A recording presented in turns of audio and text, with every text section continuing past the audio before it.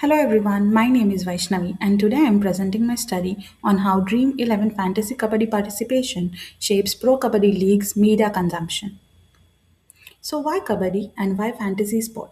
Platforms like Dream 11 are now woven into how Indian fans follow the game, chasing stats, highlights, and live coverage to manage their teams. Meanwhile, the Pro Kabaddi League, launched in 2014, turned a centuries old sport into a televised digital product, and viewership exploded up to over 275% into a single year from 2017 to 2018. Yet, no study had ever linked fantasy kabaddi to PKL media consumption. To make sense of this, I use three theoretical theories. Uses and gratifications shows that fans actively pick platforms to meet needs, information, entertainment, social connection. Media complementarity argues that for engaged audiences, platforms complement rather than compete, and selective exposure theory suggests viewers chase content that maximizes their enjoyment. Together, these three frameworks shows how we'd expect a fantasy player to consume media.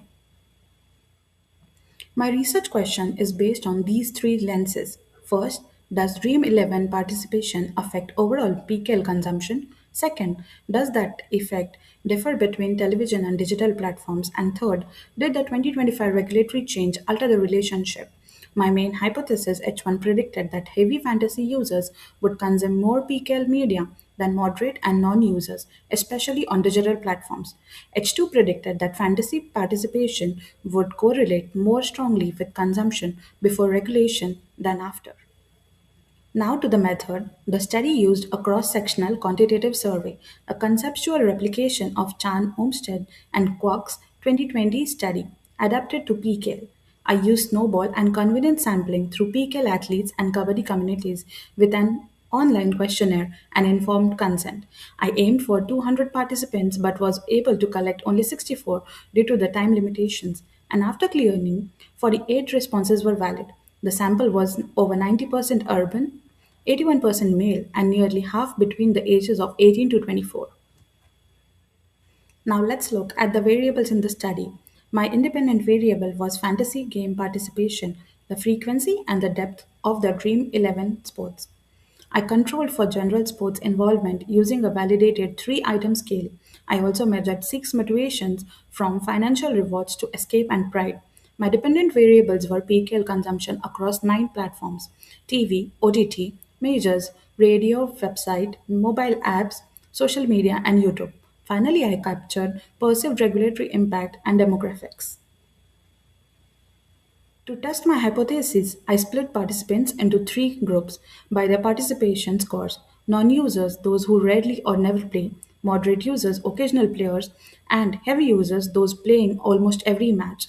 That gave me 19 non users, 12 moderate, and 17 heavy users, reasonably balanced for groups. For the ANOVAs, before testing, I checked reliability. All my scales held up well.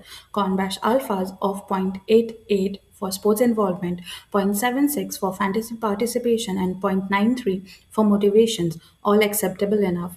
Looking at average consumption across platforms, digital channels, OTT, mobile, social media, and YouTube clearly dominated over traditional ones like radio and television. A first hint of where attention really lives. Top motivations were cognitive, that is, knowledge application, and social interaction, both outranking monetary rewards.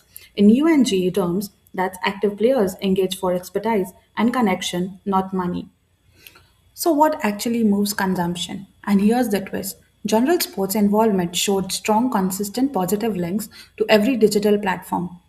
OTT Live, social media, YouTube, with correlations as high as 0.66. Fantasy participation, on other hand, weak and largely non-significant. Frequency only mattered for the radio and mobile apps, and depth of play correlated with essentially nothing. In other words, it's not fantasy play that explains who consumes PKL media most widely, it's how much you love sport in general.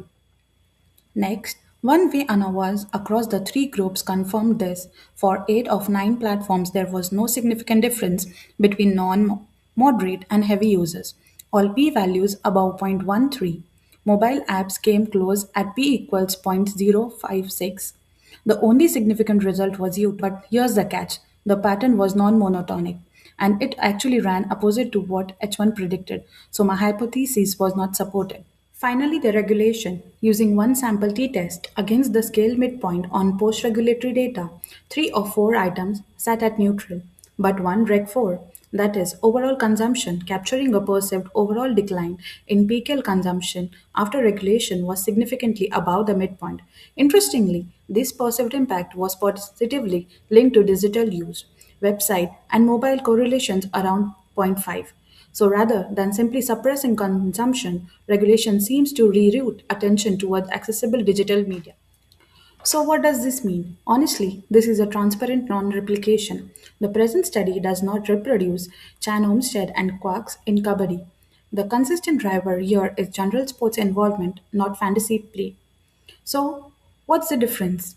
Likely, an underpowered sample of 48, fantasy kabaddi being less stats heavy than NFL, and the post regulatory timing reshaping participation. To conclude, general sports involvement is the dependable correlate of the multi platform digital consumption. There's no evidence that fantasy participation alone raises PKL media use in this emerging non vesting league. For future research, we need larger samples and a true longitudinal pre and post design of the regulatory change. And that's my first quantitative study. Thank you so much for your attention. Hope you enjoyed it.